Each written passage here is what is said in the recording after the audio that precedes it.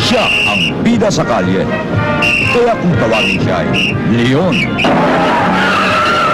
Kung bida ang mga parak sa kalye, bidang-bida rin ang mga jeepney drivers.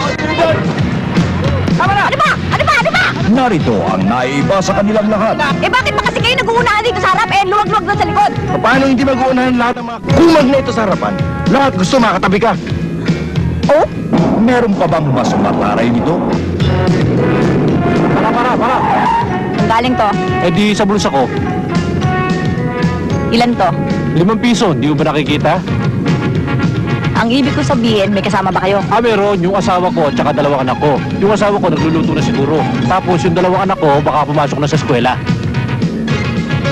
May pagkapiloso po ka, no? Hindi lang medyo. Talagang pilosopo ko eh. Eh kung gulpihin kaya kita?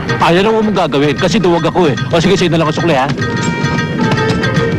Oh! Kung sino naman sa inyo dito pilosopo, bumaba na ha!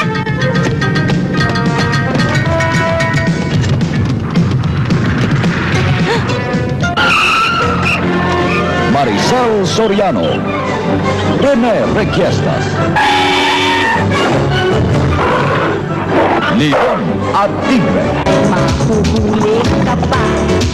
May panghapunan at may pangmerienda. Huwag mapuso, huwag padalos-dalos. Ang traffic lights, sundin mo ng lupot. Nararapat lang na ang lahat ay Iboto si Maricel at Rene. Basta sa katatawanan, pila na. Leon at Tigre. Direksyon, Tony Cruz.